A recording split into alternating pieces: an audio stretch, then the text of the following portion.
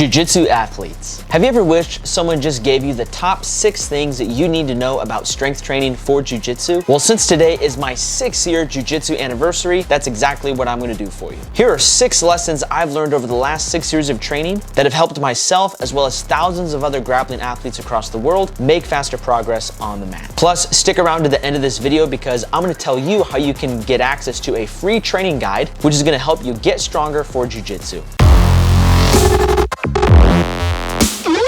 What's going on, guys? My name is Josh Settlage and I am the BJJ strength coach. And on this day 6 years ago, I first started Jiu-Jitsu. I didn't realize it at the time, but that one small step on the mat was a giant leap into a new athletic career for me, as well as the catalyst for me to start my own company focusing on helping grappling athletes win more matches and get injured less. And speaking of winning more matches and getting injured less, I have a free 4-week strength program that I'd love to send you as my gift to you. To get that free strength training program, all you need to do is just click the link in the description below. Lesson number 1, don't just train to get tough, train to get better. I learned this powerful lesson from one of the greatest jiu-jitsu athletes to ever live, Roger Gracie. Roger Gracie is a decorated ADCC and IBJJF world champion and has one of the highest competitive submission rates of all time. During a recent interview with Lex Friedman, Roger was asked about why some jiu-jitsu athletes can train for years but still fail to make positive progress. There's a lot of people that do jiu-jitsu for decades and don't get better. They don't train to get better, they train to get tough. There's a big difference. I, for one,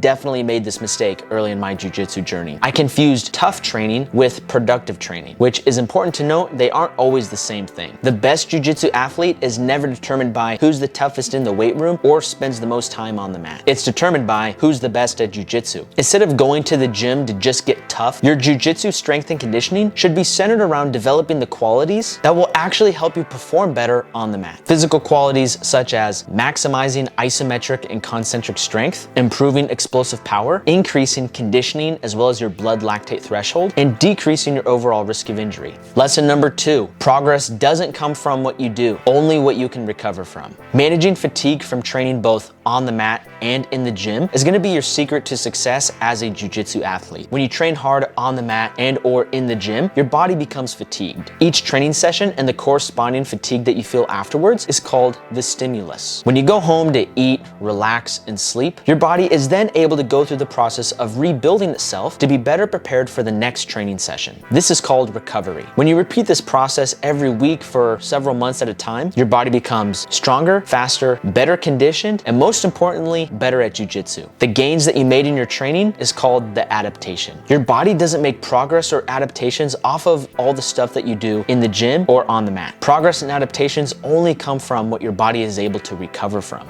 Lesson number 3, no one ever lost a match because they were too strong. Over the last 6 years of coaching jiu-jitsu athletes at every level, from first-time white belt competitors all the way up to seasoned black belt veterans, I have never once seen a jiu-jitsu athlete lose because they were too strong. Like my good friend and mentor Mark Smelly Bell always says, strength is never a weakness and weakness is never a strength. Getting stronger is the number one thing you can do off the mat to help improve your performance on the mat. The great thing about getting stronger is that it's gonna help enhance whatever technical skills you already have. This means that you can apply more force into every submission, every sweep, every guard pass, and every takedown. The best time to start getting strong for jiu-jitsu would have been 6 months ago. The next best time to start getting strong for jiu-jitsu is right now. And speaking of getting strong for jiu-jitsu, if you're interested in a free 4-week strength program to help you get started, all you gotta do is just click the link in the description below. Lesson number 4, no one ever got injured because they were too strong. The other thing that I've noticed over the last 6 years of working with jiu-jitsu athletes is that the stronger a grappling athlete is, the less likely they are to get injured in training and in competition. Getting stronger not only enhances your performance on the mat, but it also massively helps you be more physically resilient and durable for training. Being stronger allows your muscles, joints, ligaments, and tendons to all be better prepared to withstand the forces that are placed upon them during jiu-jitsu training. In a sport that is designed to physically break your opponent, it is very important that you as a jiu-jitsu athlete are doing everything you can to be more physically durable. Lesson number 5, the best type of conditioning training for jiu-jitsu is jiu-jitsu. Jiu-jitsu is very unique in that it is a mixed energy domain sport. There will be times on the mat where you need some longer endurance to carry you through a 10 to 15 minute match, while there are times where you need to have longer endurance for jiu-jitsu. There are also going to be times where you need to have the ability to explode through on a sweep or a guard pass. Maybe even hustle and scramble to a dominant position.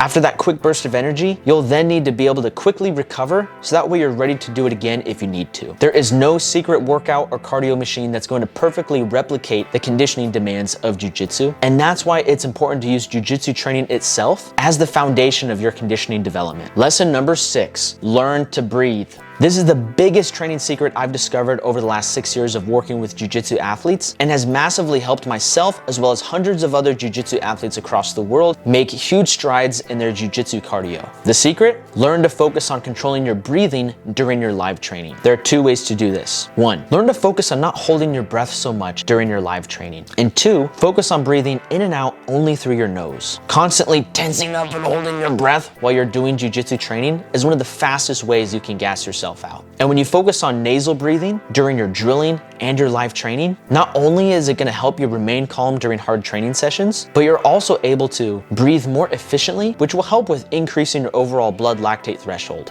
This means that you'll be able to do more work at a higher intensity for longer periods of time without completely gassing out. Start by adding nasal breathing to your jiu-jitsu training by focusing on only breathing in and out through your nose during some of your technical drills. As you become more comfortable, progress to nasal breathing even during some of your live sparring rounds. Thank you guys so much for watching, and if you enjoyed this video, be sure to subscribe to the channel, hit that bell notification so you can get notified when the next video drops. And if you're interested in learning more about how you can get stronger so you can win more matches and get injured less, click the link in the description below and you can download a free 4-week strength program. Catch you guys later. Peace.